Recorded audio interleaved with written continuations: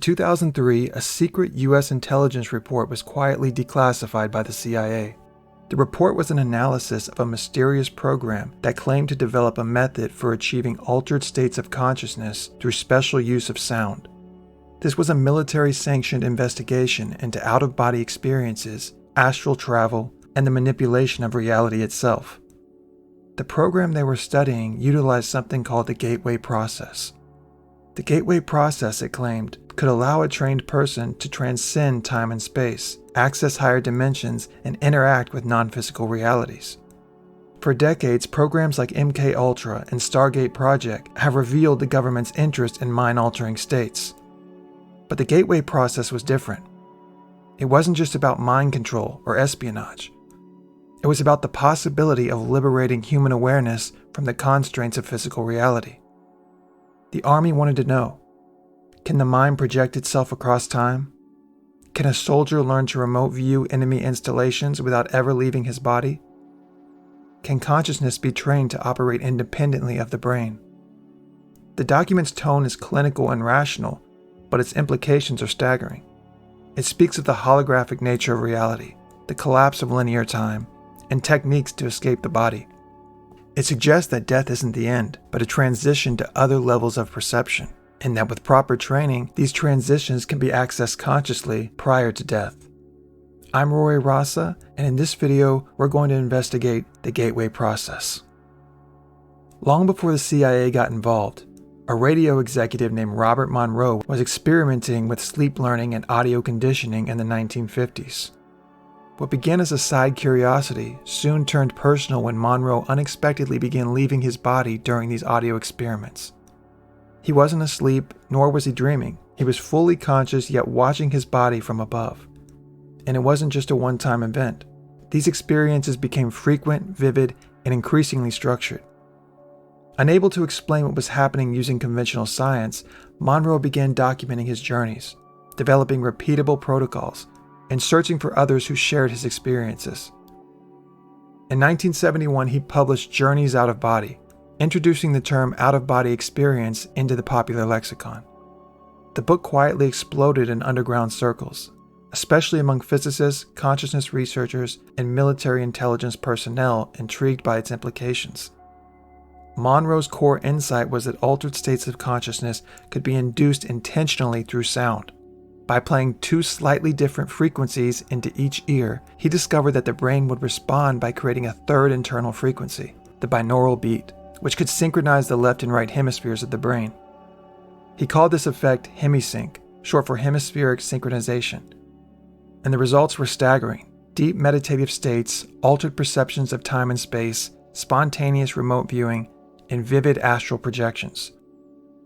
The success of these experiments led Monroe to found the Monroe Institute in Virginia, a nonprofit dedicated to scientific exploration of consciousness. Over time, the institute gained credibility and attention. Among its visitors were NASA scientists, Army intelligence officers, DARPA researchers, and even executives from major tech and aerospace firms. Quietly, the Monroe Institute became a gateway to something the mainstream world couldn't yet categorize. Eventually, this caught the full attention of the U.S. military. By the early 1980s, Monroe collaborated directly with Army intelligence, helping them develop a training protocol for expanded awareness. The result was a set of audio programs known as the Gateway Tapes, structured recordings based on Monroe's Hemi-Sync method, customized for military-grade use. These tapes would become the basis for the now declassified CIA document, and the key to everything that followed. At its core, the gateway process is a systematic training protocol designed to shift human consciousness into altered, non-ordinary states, with the long-term goal of detaching awareness from the physical body and even time itself. The gateway tapes aren't intended as passive audio meditations. Each session builds on the last, reconditioning the brain's frequency response and teaching the listener how to consciously enter states of expanded awareness. But the purpose of the gateway process goes far beyond personal exploration. According to the declassified CIA report, the endgame was to train individuals to move their awareness beyond the physical dimension, access non-local information, and even interact with intelligences or realities beyond human understanding. The gateway tapes are broken up into levels of increasing depth and complexity. each one carefully engineered to shift the user's awareness further from the body and deeper into unusual states of consciousness. The tapes are built around what are called focus levels, each corresponding to a specific altered state that the user is trained to recognize, enter, and stabilize. The initial sessions prioritize Focus 3 and Focus 10. Focus 3 is about centering awareness and building internal control. It's the threshold between external attention and inner perception. Focus 10 is the foundational state, mind awake, body asleep. This is a condition where the body is in deep physical rest, often with no tactile sensation, while the mind remains alert. From this position, the user is taught to observe internal images, explore spatial disorientation, and sense their energetic body. The next levels, Focus 12 through Focus 21, represent progressively more detached states of consciousness. Focus 12 introduces expanded awareness, the ability to perceive beyond the body, often accompanied by floating sensations, memory flashes, or visionary images. Focus 15, dubbed the state beyond time, is where users begin to experience nonlinear thought, timeless perception, and occasionally encounters with presences or other intelligences. Focus 21 is considered the bridge to other realities, the limit of the physical realm. From there, advanced users can progress to Focus 22 through Focus 49, and these tapes were more restricted and are less commonly discussed publicly. The higher levels include encounters with deceased individuals, contact with archetypal energies, and full transitions into the so-called non-physical territories. According to internal Monroe documents, users in these states have reported life reviews, glimpses of past lives, communications with beings of light, and access to symbolic or energetic information not present in consensus reality. Each tape combines binaural audio, Monroe's voice guiding the session, energy patterning affirmations, and extended silence for practice. The affirmations are important. They condition the mind to stay alert while the body relaxes, reinforcing the user's intent to remain in altered states without falling asleep. The goal here is to train the mind to navigate unseen terrain consciously, like a pilot learning to fly without instruments. The structure of the tapes mirrors initiation systems in ancient esoteric traditions, but uses modern tools to replicate the journey. Unlike psychedelics or mysticism, which often yield chaotic or unpredictable results, the gateway tapes offer a repeatable framework for non-physical experience. One of the most striking and overlooked claims in the CIA's analysis of the gateway process is that human consciousness is a hologram, and so is the universe. The report explicitly draws from research in quantum mechanics, neurology, and theoretical physics, particularly the work of physicist David Bohm, to argue that reality itself behaves like a holographic projection, and that consciousness is both the projector and the screen. In simple terms, a hologram is a three-dimensional image encoded in two dimensions, where each fragment of the whole contains the full image. The CIA document applies this principle to the universe. Every point in space and time contains the totality of the whole. This is the holographic model of consciousness, the idea that your mind, when properly tuned, can access information non-locally, beyond the limits of the body, time, or sensory input. This theory explains how remote viewing, astral projection, telepathy, and other gateway phenomena might actually be possible. If consciousness isn't localized to the brain, but instead functions as a field interacting with the holographic structure of reality, then spatial separation is irrelevant. With proper training, like the gateway tapes provide, a person may learn to tune into different points within the universal hologram, experiencing realities far beyond what the physical senses can access. The report refers to this as the absolute, a source field beyond time, space, and form, from which all physical reality emanates. And the gateway framework, reaching this absolute, is the end goal. It's not about escaping the body just for thrill-seeking.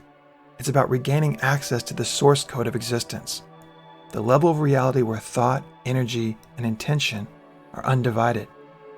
At this level, the individual mind can potentially co-create reality, manipulate probability, and even collapse quantum states. The implications are enormous. If your consciousness is a fragment of a universal hologram, then you already contain access to all knowledge, all timelines, all locations. The gateway process isn't adding anything new. It's removing interference, retraining the brain to perceive what was always there. And because holograms don't degrade with distance, your consciousness may be able to access information or experiences anywhere in the matrix, across space, time, and dimension. The gateway process in this view becomes a methodical unlocking of a native human ability to perceive and operate within the holographic structure of the universe. Once this idea is accepted, everything else in the gateway report, remote viewing, bilocation, energy manipulation, becomes not only plausible, but potentially inevitable. One of the boldest claims in the gateway report is that the physical world we live in, what we call reality, is just one half of a dual system. The document distinguishes between two interdependent domains, time-space and space-time, also referred to as the energy realm. Most people only experience the first, but the gateway process is designed to access the second, a level of reality where energy is not bound by time, and where consciousness can operate outside physical form. In the time-space domain, our ordinary waking world, time flows forward, events appear to be linear, and physical matter has inertia. Everything feels solid, sequential, and subject to cause and effect. But in the space-time or energy domain, the CIA document claims, consciousness is unbound by time. It can experience events from multiple points simultaneously and navigate realms governed by frequency, vibration, and intent rather than physical limitation. This framework helps to explain why subjects using the gateway tapes report nonlinear experiences, perceiving past lives, future probabilities, or even simultaneous realities. The report suggests that what we perceive as astral travel or remote viewing may actually be consciousness temporarily shifting its operating base from time-space into space-time. In this other realm, intention functions as the primary mode of movement, not the body or even thought in the traditional sense. The report leans on the work of physicist Itzhak Bentov, who theorized that consciousness rides on a standing wave generated by the brain and heart's electromagnetic fields. When synchronized properly through techniques like Hemi-Sync, this wave allows the mind to shift into resonance with other layers of the universal hologram. In simple terms, it can jump tracks and operate from outside time. This is what the gateway process trains you to do. According to this model, the two realms interpenetrate. Just as a coin has two sides, reality has a time-bound face, what we live through, and a timeless field of potential, what we rarely access. Mastery of consciousness, then, is not about escaping life, but about learning to operate fluidly between both realms, to receive information, heal, create, or perceive from beyond the prison of linear thought. For intelligence agencies, this model was deeply practical. If consciousness can temporarily reside in the energy domain, then distance, barriers, and even causality becomes irrelevant. A trained operative might be able to retrieve information from remote locations, influence events energetically, or gather intelligence from beyond time itself. What sounds like science fiction becomes, in the gateway framework, an operational skill set. Gateway process doesn't stop at exploring non-physical realms. It directly teaches users how to reshape physical reality using the mind. This is called patterning in the Monroe system. It refers to the deliberate use of focused intention to influence events, outcomes, and physical phenomena. According to the CIA report, this isn't just visualization. It's the manipulation of energetic templates that precede material reality. Patterning works on the premise that consciousness interacts with the holographic field of the universe, and that intention, when concentrated and emotionally charged, can impress changes onto that field.